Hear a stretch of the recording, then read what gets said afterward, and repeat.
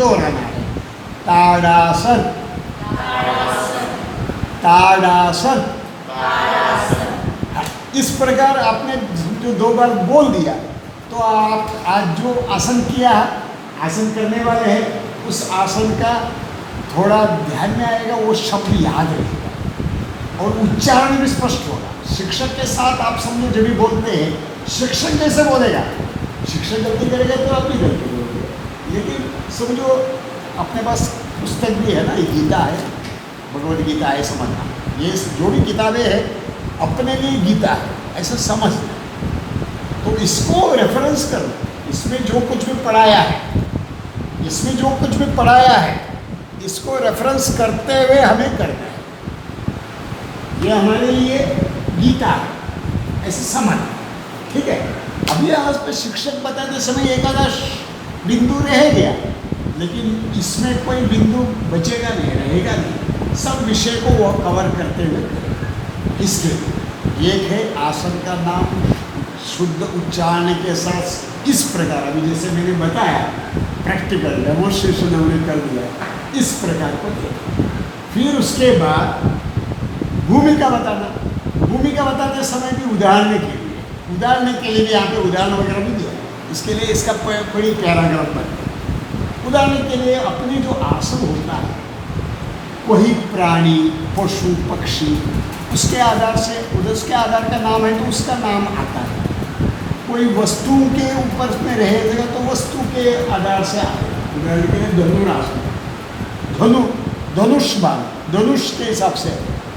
उदाहरण के लिए कोई आसन मुनि के नाम पे, उदाहरण भारद्वाज आसन है, या कुछ आसन मुनि के नाम, सन्यासी है, ऋषि मुनि है, उनके नाम से भी आसन है।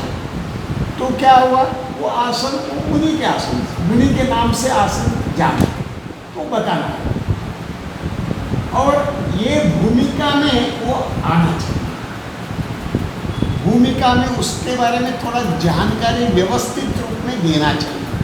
कभी देगा तो क्या होगा, धीरे धीरे उनका मन में वो पक्का हो, हाँ इस प्रकार है, भूमिका से स्पष्टता आएगा। तो इसके लिए वो जो भी आसन हम करेंगे, ऋषि मुनियों का नाम होगा, पशु पक्षी का नाम होगा, कोई भी नाम होगा, वो नाम को हम बताना और उसके साथ ये जुड़ा हुआ है ऐसे बताना, वो तभी क्या होगा, उनको और स्पष्टता आएगा। मैंने धनुरासन के समझो बताया, धनुष के जैसा है, या अभी ये समझो पश्चिमोत्तानासन है, अपना शरीर के पश्चिम का पीछे के जो हिस्से को पश्चिम बना, उत्तान बोलेगा तो उसका जो उसमें तनाव निर्मित करना, मतलब पीछे के जो हिस्से में तनाव निर्मित करना मतलब क्या है, संपूर्ण शरीर को, ये बैठक स्थिति वाले में से आसन है पश्चिमोत्तानासन। अपना शरीर के पीछे के हिस्से को तनाव निर्मित करने के लिए हम आगे की ओर झुकेंगे, पुरुषंधि से हम आगे झुकेंगे, तभी क्या होगा, अपने पश्चिम के शरीर के पीछे के हिस्से में तनाव निर्मित होगा, खिंचाव आएगा। तो इसको, इसके लिए इसका नाम आया है पश्चिमोत्तानासन, ऐसे आया है। ऐसे करके उसका भूमिका में कम से कम शब्दों में बताना, उसके बारे में बहुत बड़ी लेक्चर देना नहीं है। अभी हम इसके बारे में स्पष्टता ले रहे हैं, इसके लिए मैं थोड़ा सा उसको डिटेल बता रहा हूँ। लेकिन वहाँ पे बताते समय इस आसन, धनुरासन है, ये आसन का पूर्ण स्थिति में एक प्रकार का धनुष को खींचा हुआ स्थिति में है। आप हाथ को पैर से खींचते, पैर को हाथ से खींचते, पेट के बल पे विपरीत शयन स्थिति का आसन है। एंड आप इस प्रकार खींचने के कारण आपका जो शरीर के जो आकार है धनुष्य के जैसा बनता है, इसके लिए इसका धनुरासन बोला है। ऐसे करके वो धनुष का जो चित्र, वो भूमिका बताते समय ही आना चाहिए। आगे उदाहरण के लिए वृक्षासन है, और एक प्रकार का वृक्ष का जैसा स्थिति उस भूमिका में आता है। इस प्रकार उसके बारे में थोड़ा से व्यवस्थित डिटेल वहाँ पे संक्षिप्त शब्दों में देना है, ठीक है। भले आपके इधर में एक पूरा पैराग्राफ दिया, एक पेज भी लिख दिया, हम लेक्चर देते समय उसके बारे में जानकारी देते समय मैं उसके ऊपर ही 10 मिनट बोलूँ, या अपेक्षित ऐसा नहीं। वहाँ पे जब सिखाते समय, प्रत्यक्ष सिखाते समय 10 सेकेंड 15 सेकेंड के अंदर में वो विषय होना चाहिए, ठीक है। नाम बोलना हो गया, आसन का नाम बोलना हो गया, फिर उसके बाद आसन की भूमिका, फिर उसके बाद शाब्दिक वर्ण। शाब्दिक वर्णन में हमको डिटेल कैसे कैसे देना है। उदाहरण के लिए कुछ आसन पूर्ण स्थिति में 4 अंक में जाने का होता है, कुछ आसन छोड़ते समय 3 अंक में आप छोड़ सकते, कुछ आसन 2 अंक में से आसन का स्थिति पूर्ण करना है।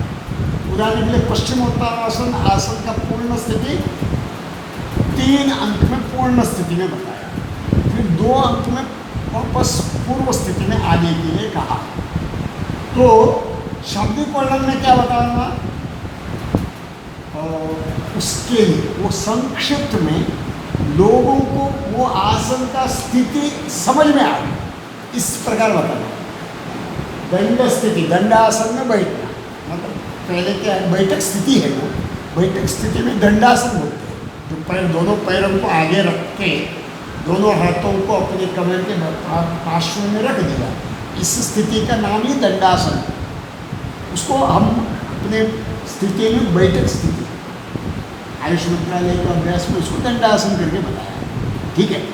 आगे ये बैठक स्थिति से अभी उसका उदाहरण के लिए पश्चिमोत्तानासन उसका शाब्दिक वर्णन बताना, कम से कम शब्द में बताना और आसन का पूर्ण चित्र उनको सामने लाना। कैसे बताएंगे, श्वास को भरते हुए दोनों हाथ ऊपर लेके जाइए, 2 में श्वास को छोड़ते हुए धीरे धीरे पुरुष अंग को मोड़ते हुए, झुकते हुए, और धीरे धीरे दोनों हाथों से अपने पैर के अंगूठा को पकड़िए, वापस श्वास को भरना, वापस श्वास को छोड़ते हुए अपने मस्तक को, कपाल को घुटने के ऊपर लगाना, सीने को जंघा पे लगाने का प्रयास करना।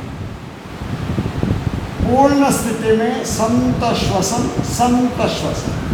आसन का स्थिति छोड़ने के लिए धीरे से श्वास को भरते हुए दोनों हाथों को ऊपर लेके चलिए, 2 में श्वास को छोड़ते हुए दोनों हाथों को वापस कमर नितंब के बाजू बैठक स्थिति में। इस प्रकार शाब्दिक वर्णन में बताना चाहिए, ये अपने को आना चाहिए, भी बोलने के लिए आना चाहिए। ये पहले इस प्रकार का स्टेप बाय स्टेप हमको वहाँ पे सिखाना, ये स्टेप बाय स्टेप हम प्रैक्टिकली हम लोग करने वाले भी हैं। प्रैक्टिकल स्टेप बाय स्टेप करने के लिए ही गुण है। और उसके बाद ये शाब्दिक वर्णन के बाद, और फिर उसके बाद आएगा शिक्षक से करवा के लेना। शिक्षक को भी, अभी शिक्षक को करवाते समय मैंने लास्ट टाइम में बताया 2 दिशा में हो गया ना, उससे क्या हो गया, पूरा स्पष्टता आसन कैसे हुआ, क्या गलती कुछ सुधारना है तो उसके दोबारा करते समय करवाना। दोबारा जब करवाएंगे तो वो शिक्षक या शिक्षिका वो उस समय धीरे से, और जब शिक्षक है ना उसे करवाते समय पे भी उसको समझो कुछ बैलेंस बिगड़ने के जैसे है, तो ये शिक्षक है उसको थोड़ा सहारा दे सकते हैं। समझो वो शीर्षासन उनको आता है, शिक्षक को आता है कभी भी, लेकिन थोड़ा इम्बैलेंस होने जैसे रहेगा तो थोड़ा सा पास में खड़ा रहेगा, वो गिरना नहीं चाहिए, इस प्रकार थोड़ा पास में खड़ा रहेगा। तो इस ये है, और समझो थोड़ा गलती हो रहा है, थोड़ा व्यवस्थित 90 डिग्री नहीं, 80 डिग्री 85 डिग्री है, उसको थोड़ा 90 डिग्री करने के लिए थोड़ा से उसको प्रयास करें। और पुरुष समझो रहेगा तो पुरुष सह शिक्षक के माध्यम से करवाना, महिला साधक है तो महिला सह शिक्षिका के माध्यम से इस दुरुस्ती को भी करवाते समय। लेकिन यहाँ पे शिक्षक या शिक्षिका कोई तो एक रहेंगे, पुरुष रहेंगे या महिला, उनसे करवाना, उसको सबको समझ में आ गया 2 बार करवाने के बाद वो हो गया। उसका नेक्स्ट स्टेप वेरी इंपॉर्टेंट है। परिणाम और सावधानी का भी हमने चर्चा अच्छा से किया है। परिणाम बताने के बाद उनके मन में क्या होगा, बहुत अच्छा पॉजिटिव सकारात्मक ऊर्जा आएगा, वो अच्छा मन लगा के वो करेंगे। तो इसके लिए और सावधानी भी बताने का बहुत आवश्यकता है। सावधानी को आखिरी सबसे करवाने के बाद नहीं बताना, पहले बताना। सबसे सब लोगों से करवाने के पहले क्यों बताना? किसी को अलग अलग कष्ट रहता है, किसी को कमर दर्द का है, किसी का स्पॉन्डिलाइटिस का है, किसी का हार्ट का है। ये प्रॉब्लम्स जिनको है वो प्रॉब्लम्स वाले को नहीं करना है तो नहीं करना। तो इसके लिए लाभ और सावधानी सबसे करवाने के पहले, सबको करवाने के पहले वो बताना अति आवश्यक है। स्टेप बाय स्टेप वही स्टेप में वो होना चाहिए। आगे पीछे हुआ तो अपना मांस कट होता है। मांस कट होता इम्पोर्टेंट नहीं, वहाँ कमर टूट जाएगा ना उनका, वो उसका हाई बीपी वाले का बीपी तो बढ़ जाएगा, हम उसका भी ध्यान रखना है ना। तो इसके लिए वेरी वेरी इंपॉर्टेंट स्टेप है। और इसके बाद अभी सबसे करवाने का है, बराबर ना? नहीं, कालावधि किसी 30 सेकंड का आसन, तो ये आसन का टोटल समय 30 सेकंड है। परंतु शुरुआत पहला दिन 30 सेकंड करेंगे क्या? नहीं कर पाएंगे। हो सकता है 10 सेकंड करें, 15 सेकंड करें। जो आसन कुछ वर्षों से करते आया हुआ व्यक्ति है 30 सेकंड भी करेगा, वो 40-50 सेकंड भी करेगा। लेकिन नए हैं तो इसके लिए हम पहला दिन 10-15 सेकंड ही करवाएंगे। वो पता नहीं कालावधि, इस आसन का कालावधि 30 सेकंड है ऐसे बता दें आज, लेकिन हम 10 से 15 सेकंड हम करने वाले हैं। रोज़ हम प्रयास करते करते करते हम पूर्ण कालावधि तक हम इस आसन को हम करेंगे, स्थिर रहेंगे। ऐसे इस प्रकार को हमको बताना पड़ता है। अभी आसन करवाते समय बहुत सारे मुद्दे वेरी वेरी इंपॉर्टेंट है। इसके लिए हम थोड़ा सा डिटेल में चर्चा करेंगे, फिर उसके बाद हम आगे बढ़ेंगे। क्योंकि जिम में हम लोग करते हैं इसी प्रकार यहाँ नहीं। कोई भी आसन करते समय स्टेप बाय स्टेप करना, धीरे धीरे से करना, ये अपेक्षित है। और जब ये समूह में करते समय और एक दूसरे को स्पर्श ना हो, इस प्रकार का ही रचना वहाँ पे होना चाहिए। और सामूहिक में करते समय वो जो अंक में इस प्रकार देना चाहिए, श्वास को भरते हुए धीरे से दोनों पैरों को धीरे से ऊपर उठाइए, 30 अंश कोण तक ऊपर उठाइए। अभी वहाँ पे स्थिर रहिए। फिर उसके बाद वापस श्वास को भरते हुए वापस दोनों पैरों को ऊपर उठाइए, 90 अंश का कोण तक ऊपर उठाइए और घुटने को न मोड़ते हुए उस स्थिति पे रहेगा, स्थिर रहेगा। दोनों हाथ हथेली जमीन पे स्पर्श है, सिर, गर्दन और अपना पीठ और अपने नितंब सब जमीन पे स्पर्श है। और घुटने सीधा, पैर को ऊपर की ओर सीधा खींचा हुआ स्थिति है। आपको ये आसन आपने अभ्यास किया है, मैंने देखा है, द्विपाद उत्तानासन है ना। द्विपाद उत्तानासन में दोनों पैरों को 90 अंश के कोण पे आप रखते हैं और संपूर्ण शरीर मतलब पैर को ऊपर की ओर खींच के रखते हैं। और आसन पूर्ण होने के बाद किसी का क्या होता है, 90 अंश का कोण व्यवस्थित, किसी का थोड़ा ऐसे है, किसी का थोड़ा ऐसे होता है, थोड़ा आगे या पीछे। लेकिन स्थिर समझो, आसन का समय है, अभी आपका आसन का समय शुरू होता है, बताओ। फिर उस 30 सेकंड का आसन रहेगा तो 30 सेकंड के लिए क्या करना, अभी धीरे धीरे आप अपने आसन का मन को एकाग्र करना, श्वसन को सामान्य रखना, ऐसे बता। फिर उसके बाद आपको थोड़ा से कष्ट हो रहा है तो थोड़ा से शिथिलता लानी, ऐसे उसको शिथिलता लाने के लिए भी सूचना देना। एक तो स्थिर है, जो भी स्थिति बनता है वो स्थिति में स्थिर है, स्थिरता चाहिए। स्थिर सुखम आसन में सबसे पहले स्थिरता होना वेरी इंपॉर्टेंट फैक्टर है। उसके बाद आपको 30 सेकंड का आसन को 30 सेकंड, आप तो 10 ही सेकंड रह सकता है, आपको 30 सेकंड करना रहेगा। घुटने को एकदम सीधा रखना है, 90 डिग्री एकदम व्यवस्थित रखना है, थोड़ा शिथिलता तो देना ही है, तो आपको 30 सेकंड तक आप रह सकता है। इसके लिए थोड़ा अपना शिथिलता लाइए, पूरा समय आप ठीक सकते हैं, आप थोड़ा शरीर में शिथिलता लाइए, मन को एकाग्र कीजिए। जहाँ कहाँ भी तनाव आया वो तनाव के ऊपर अपना मन को एकाग्र कीजिए। ऐसे करके शिथिलता के बारे में थोड़ा से बताना है। पूर्ण स्थिति वेरी इंपॉर्टेंट स्टेप है ये आसन। पूर्ण स्थिति में एक तो स्थिरता, दूसरा शीतलीकरण, उसका सेकंड स्टेप को शीतलीकरण होता है। तीसरा है सुख कारकता। बोलेगा तो आसन में आप ये आसन आप कर रहे हैं, आप कितना अच्छे से कर रहे हैं, आप मग्न हो गया है, आप उसमें पूरा खो गए, इस प्रकार का भाव को उसमें ला।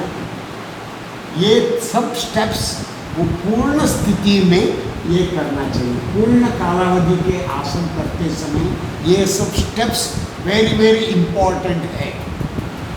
ये स्टेप्स भी आपको जब भी प्रत्येक व्यक्ति करवाएंगे तो ये सब स्टेप्स प्रैक्टिकली होगा।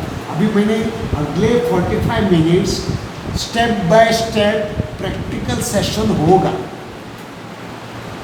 लेकिन आज ज़्यादा संख्या नहीं है तो एकदम पाठ, जैसे 1 घंटा का पाठ हम लोग करते हैं, वो 1 घंटा का पाठ का अभ्यास नहीं होगा। लेकिन ये सब स्टेप बाय स्टेप का विषय अभी ध्यान में आ गया, इस दृष्टि से बताया जाए।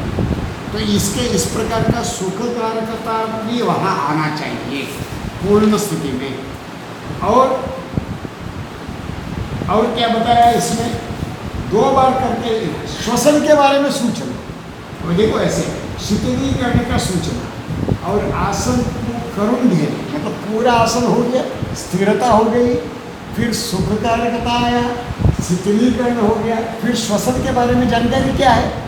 कोई भी आसन में श्वास को भर के ही रखना है या श्वास को छोड़ना भी नहीं।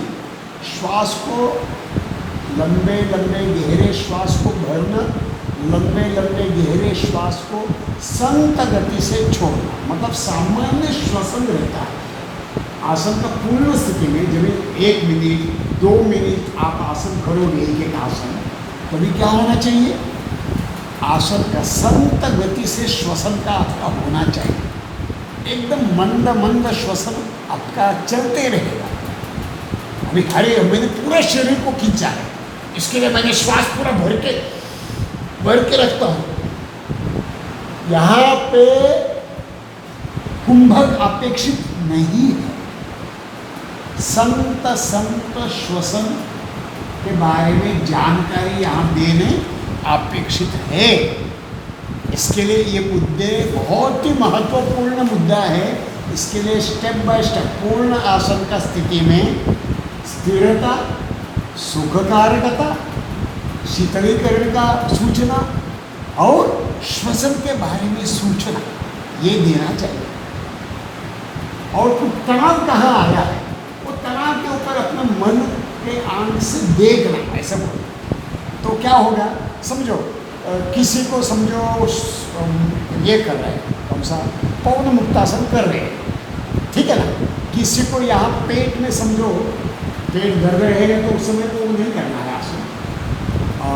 कुछ गैस का निवारण हो रहा है, अधिक गैस से वो गैस निवारण हो रहा है, और जब भी आप उसके सूचना आप दोगे, आप अभी समझो पवन मुक्तासन सब लोग कर रहे हैं, सो उसका सुख कारकता के बारे में सूचना, आपको स्थिरता, आप आसन का पूर्ण स्थिति में बहुत अच्छे आप कर रहे हैं, आपने बताया। फिर आप इस स्थिति में संत श्वसन करना है, ये बताया। सुख को शीतल करने के लिए आपका जहाँ कहाँ भी तनाव आया है वो पॉइंट पे आप जाइए और उसको थोड़ा शीतल कीजिए, इतना बता। अभी आपको पेट में थोड़ा दर्द हो रहा है उस स्थिति में, उस समय पे क्या करना, आपका पेट जहाँ कहाँ तनाव आया है वहाँ पे अपने मन को आंख से देखना, और वो तनाव को जो कष्ट है उसको शिथिल करना, मतलब उसको तनाव मुक्त करना, ऐसा अर्थ है। तो इसके लिए हम इस प्रकार हमें करना पड़ेगा। पवन मुक्तासन का उदाहरण इसके लिए दिया, समझो किसी को दर्द है और वहाँ पे, या किसी को घुटने में दर्द है वो स्थिति में, एंड जहाँ कहाँ तनाव आया है वो तनाव को धीरे धीरे से कम करना, और संत श्वसन, संत श्वसन, ये 2 बार बताना।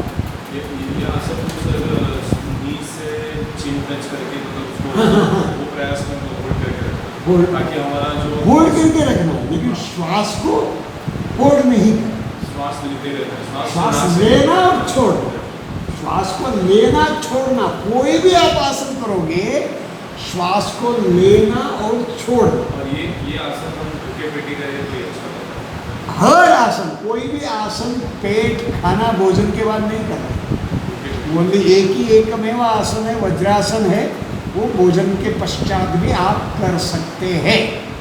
अगर वज्रासन में सर मतलब ऐसे नी पे घुटनों पे मतलब यहाँ पे पेन आना चालू हो जाए, यहाँ पे पेन आना चालू हो जाए, जबकि वो वज्रासन में मतलब कोई भी पर्सन पहले स्थिति से मतलब वो प्रैक्टिस कर रहा है तो उसको पेन मतलब वो स्ट्रेचिंग वाला पेन नहीं आ रहा, लेकिन वो कुछ घुटनों का पेन आ रहा है, या तो कुछ मतलब जो हड्डियाँ मतलब उसको मतलब वो लचक रही है, वैसा उसको लचक बना, तो उसके लिए हमको क्या करना चाहिए? उसके लिए मतलब हमको एक बताता हूँ इसके बारे में, किसी का भी घुटने में बहुत ज़्यादा दर्द है तो वो वज्रासन को नहीं करना ऐसे ही, और गरुड़ासन को भी नहीं करना। जिनको वज्रासन और गरुड़ासन दोनों घुटने दर्द वाले को नहीं है, वो सभी सामान्य व्यक्ति के लिए है, एंड वो एकदम मामूली जो दर्द है वो दर्द का निवारण भी होता है।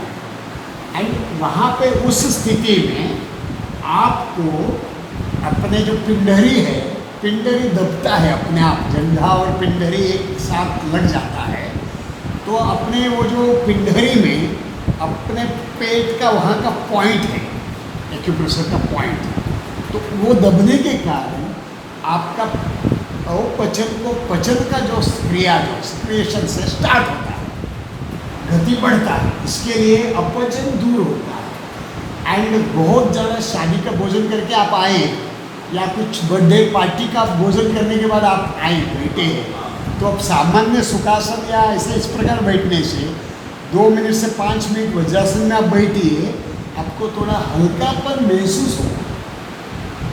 शादी के भोजन में आप हैवी भोजन कर दिया, आप थोड़ा 2 मिनट से 5 मिनट तक वज्रासन में बैठिए, आपको थोड़ा हल्कापन महसूस हो जाता है, क्योंकि आपका जो पचन क्रिया गति से शुरुआत हो जाता है।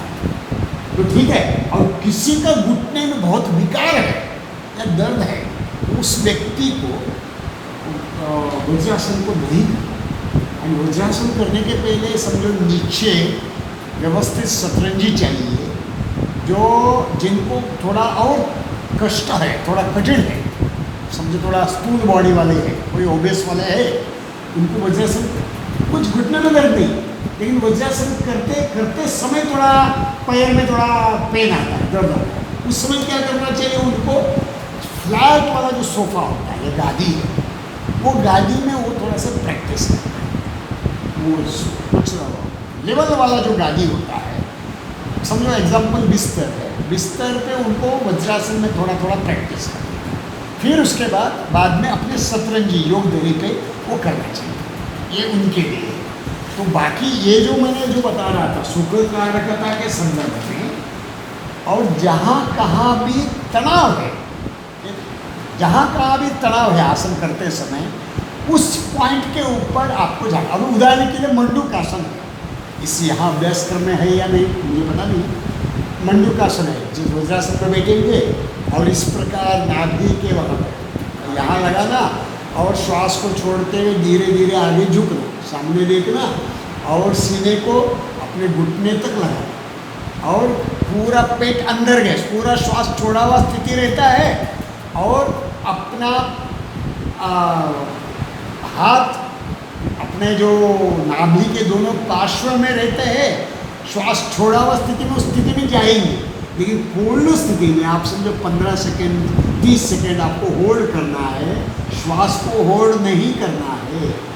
वहाँ पे संत श्वसन पूरा करते हैं। उस स्थिति में समझो किसी को पेट में थोड़ा दर्द हो सकता है, किसी को वो पेट का समझो उस समय दर्द होता है, तो अपना मन को जहाँ दर्द हो रहा है वो दर्द के वहाँ पे मन को देख रहा है एंड वो दर्द को धीरे धीरे शिथिल कर, कम शमन कर, ऐसे करके जैसे अपने मन ऑर्डर देता है वैसे हम लोग कर सकते हैं। तो इस प्रकार का अभ्यास क्रम में से हमें वो अभ्यास लेना पड़ेगा। इस प्रकार 7 स्टेप्स में हमें इस अभ्यास को लेना पड़ेगा। ये सब मैंने आपको स्टेप्स के बारे में बताया, डिटेल भी अभी बताया, श्वसन के बारे में भी बताया, स्थिरता का भी सूचना बताया और इस पूर्ण स्थिति में आप आसन का व्याख्या बता सकते हैं। महर्षि पतंजलि ने बताया आसन स्थिर सुखम आसनम, बोलेगा तो स्थिरता पूर्ण सुखकारकता के साथ रहना, इसी को आसन कहते हैं। ऐसे बोलने के बाद क्या होगा, आसन क्या है असली वो पता चलेगा। आप सब लोग बहुत सारे कष्ट करके हुए आप आसन किया है, इसका मतलब वो आसन नहीं है, वो व्यायाम है। अब गति से समझो कुछ अभ्यास किया तो वो आसन नहीं है। ठीक है, क्लियर? व्यायाम और आसन के बीच का अंतर क्या है हमने पहले अभ्यास में चर्चा किया है, मतलब इसके पहले जो कक्षा में हमने अभ्यास किया, तो इसके लिए आगे वाला स्टेप में हम लोग जाएंगे। अभी अपने समय ये जो विषय के लिए जो था वो अभी पूर्ण होता है, फिर हम लोग ये सब अलग अलग स्थिति है, स्थिति के बारे में भी थोड़ा सा जानकारी दिया है, तो वो स्थिति के ऊपर जानकारी करते हैं और आसन के बारे में थोड़ा सा जानकारी में मुख्य रूप में 4 स्थिति में से हम लोग आसन कर सकते हैं। एक है खड़े रह के करना है तो दंड स्थिति से खड़े रह के, दूसरा है बैठक स्थिति से बैठ के, तीसरा है लेट के करने वाले को हमने बताया शयन स्थिति से करने वाले आसन, वो पीठ के बल पे लेट के करने वाले। फिर उसके बाद पेट के बल पे लेट के करने वाले आसन को हम बोलते हैं विपरीत शयन स्थिति। सब चीज संस्कृत में है, मैं बता रहा हूँ। खड़े खड़े करेगा तो दंड स्थिति, बोलिए दंड स्थिति। हाँ, अभी सब लोग बैठ के करने वाला आसन है, पैर दोनों सामने है, बैठक स्थिति, बोलिए एक बार बैठक स्थिति। हाँ, अभी हम जैसे हम लेटते हैं सामान्य रूप में पीठ के बल पे, उसको शयन स्थिति, शयन स्थिति। हाँ, अभी सब लोग बच्चे लोग कैसे सोते हैं, सामान्य पेट के बल पे सो जाते हैं ऐसे ऐसे। वो बालासन भी एक है और मकरासन में भी हम लोग ऐसे स्थिति में से करते हैं, तो उसको विपरीत शयन स्थिति, शयन स्थिति है लेकिन विपरीत उल्टा उल्टा सोए। हाँ, तो इसके लिए उसको विपरीत शयन स्थिति, एक बार बोलिए विपरीत शयन स्थिति। ये है 4 विभाजन आसन का हमने किया है और इसके बाद और उसके लाभ क्या है, आसन का कुछ अलग अलग प्रकार का लाभ है, वो लाभ के अनुसार में भी आसन का उसका परिणाम के अनुसार में भी उसको बताया है। उदाहरण के लिए हम सुखासन में बैठते हैं, पद्मासन में बैठते हैं, हाँ स्वस्तिक आसन में बैठते हैं या वज्रासन में बैठते हैं, वो सब ध्यानात्मक आसन करके बोलते हैं। हाँ, उसमें हम लोग ध्यान कर सकते हैं, तो उस आसन को हम लोग बोलेंगे ध्यानात्मक अभ्यास, ध्यानात्मक करने वाला आसन। दूसरा है कुछ अलग अलग प्रकार का व्याधि, वो व्याधि को निवारण करने के लिए हम कुछ आसन करते हैं, वो हम लोग को आरोग्य को बढ़ाने वाला बोलेगा, तो आरोग्यात्मक आसन करके वहाँ पे आपको बताया है। फिर उसके बाद बताया विश्रांति कारक, बोलेगा तो सब आसन होने के पश्चात हम लोग किसमें लेटते हैं? शवासन। बताए कोई तो बताए शवासन। तो ये शवासन है या मकरासन है, ये सब शयन स्थिति या विपरीत शयन स्थिति में करने वाले विश्रांति कारक आसन है। कौन से आसन कौन सी स्थिति में होते हैं हमें प्रैक्टिकल करते समय हमें ध्यान में आएगा, लेकिन मुख्य रूप में 3 प्रकार है उसका लाभ के अनुसार। अब इस उदाहरण के लिए अर्धवश्चेन्द्रासन हमने किया या वक्रासन हमने किया। वो वक्रासन से क्या होता है, संपूर्ण जो पेट के मसल्स को स्ट्रेचिंग होता है, उसके कारण यहाँ पे जो कुछ अवयव है उसमें खिंचाव आता है, वहाँ सिक्रेशंस होता है एंड वहाँ पर उसका जो अपने वो जो काम वो करने लगता है, तो यहाँ पे जो कुछ गड़बड़ है वो दूर होता है।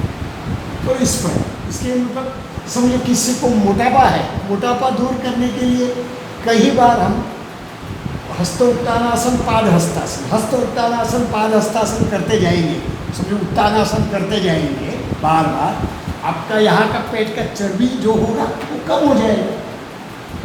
अपने अच्छे हैं, अपने कक्ष में कोई भी ऐसे व्यक्ति नहीं है ओबेस वाले, कोई नहीं है।